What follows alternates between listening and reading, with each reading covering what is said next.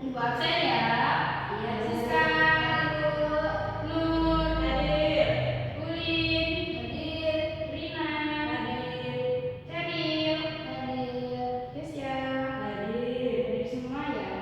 Lalu pertahankan kehadiran kalian ya. Apakah udah siap untuk belajar hari ini? Siap. Kita tepuk semangat dulu ya. Boleh berdiri. Tepuk semangat. Semangat. Semangat. Oke, baiklah. Kita akan masuk ke materi. Apakah ada yang masih ingat materi minggu lalu kita membahas apa? Tidak, Bu.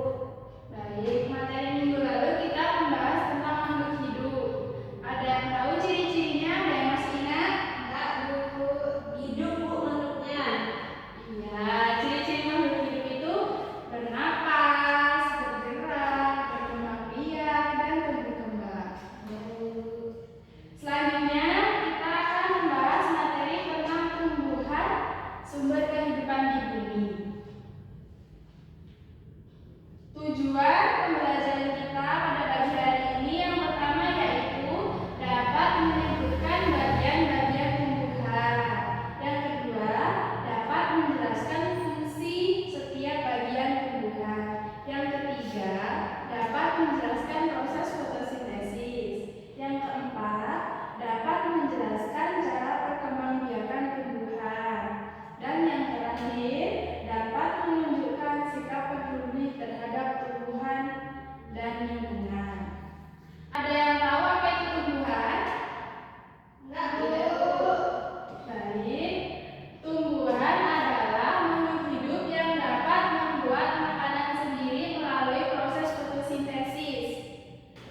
Ciri-ciri tumbuhan yaitu bernapas, tumbuh dan berkembang, berkembang biak, peka terhadap rangsang, dan membutuhkan air dan cahaya matahari.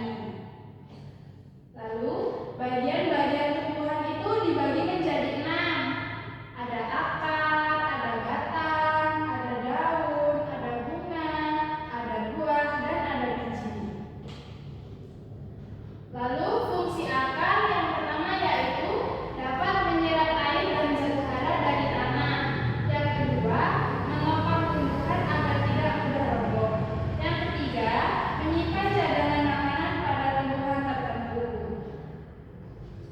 Lalu fungsi batang yang